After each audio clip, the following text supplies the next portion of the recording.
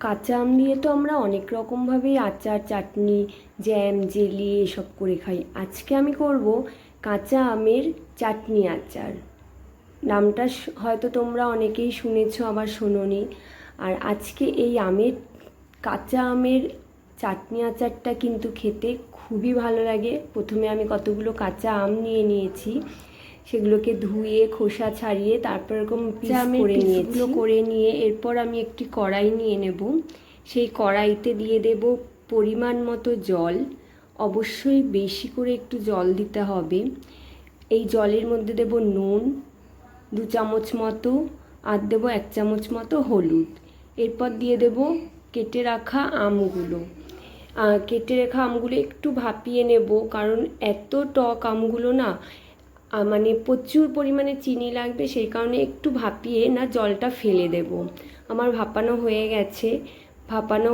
এরপর জলগুলো ফেলে এই সেদ্ধ করে রাখা আমের মধ্যে একটু চিনি দিয়ে কিছুক্ষণ ম্যারিনেট করে রেখে দেব। এরপর এই কাঁচা আমের চাটনি আচার করার জন্য আমার যা যা লাগবে সেটা হচ্ছে শুকনো লঙ্কা একটু ভেজে নেব তাওয়ায়। ভেজে নেওয়ার পরে নিয়ে নেব 5 ফোড়ন, গোটা 5 ফোড়ন নিয়ে লাগবে। সেই 5 ফোড়নও একটু তাওয়ায় হালকা ভেজে নেব। কাঁচা আমের চাটনি আচারটার জন্য আমি কোনো তেল ইউজ করছি না, শুধু কড়াইয়ের মধ্যেই চিনি দিয়ে ম্যারিনেট করে রাখা কাঁচা সেদ্ধ করে আমগুলো, কাঁচা যে আম আমি রেখেছিলাম সেগুলো দিয়ে দেব। আর দেব সামান্য পরিমাণে শুকনো লঙ্কার গুঁড়ো, সামান্য পরিমাণে নুন। এগুলো দিয়ে এরপর আমগুলোকে ভালো করে বেশ মজাবো। কড়াইয়ে আস্তে আস্তে বেশ ভালো করে মজিয়ে পুরো মজে গেলে পরে তারপর আমরা মশলাটা দেব। আর কি মশলা দেব সেটা আমি পরে তোমাদের দেখাচ্ছি। দেখো আমার কিন্তু আমটা প্রায় মজে গেছে এবং অনেকটা সুন্দর কালার চলে এসছে। ভেজে রাখা যে আমি শুকনো লঙ্কাগুলো নিয়েছিলাম, এরপর এগুলোকে হালকা একটু করে গুঁড়ো করে নেব। এটা মিক্সচারে না করলেও হবে, এইভাবে রুটি বেলনির যে চাকি সেটাতে করলেও হবে, খুব বেশি কিন্তু মিহি করার দরকার নেই। আর এরপর 5 ফোড়নটাও সেম প্রসেসে আমি মিহি করে নেব, খুব বেশি মিহি কিন্তু আমি করছি না। 5 ফোড়ন আর শুকনো লঙ্কা হালকা তাওয়ায় ভেজে এইভাবে গুঁড়ো করে নেব। হালকা গুঁড়ো করব, খুব বেশি মিহি করব না। ভাজা মশলাটা কাঁচা আমের চাটনি আচারের মধ্যে দিয়ে দেব। দিয়ে 2 থেকে 3 মিনিট একটু নাড়িয়েই গ্যাসটাকে বন্ধ করে দেব।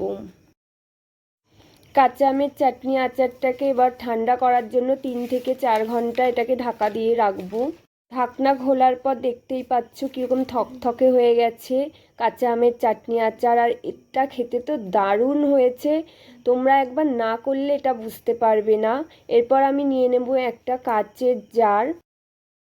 কাচের জারের মধ্যে এটাকে আমি রেখে দেবো। আর হ্যাঁ, এটা অনেক দিন রাখার জন্য এটাকে কিন্তু ভিনিগার অবশ্যই মেশাতে হবে। তো আমি ভিনিগার মেশানোর সময় ভিডিওটা অন করতে ভুলে গেছিলাম। তোমরা কিন্তু ভিনিগার অবশ্যই এতে মিক্সড করে দেবে। এটা তোমরা যদি ফ্রিজে রাখো ভিনিগার মিশিয়ে, তাহলে অনেক দিন তোমরা কিন্তু এটা খুব ভালোভাবে ইউজ করতে পারবে এবং এটা নষ্টও হবে না। কাঁচা আমের চাটনি আচার আমি তো রেডি করে ফেলেছি আমার নিজের বাড়ির জন্য।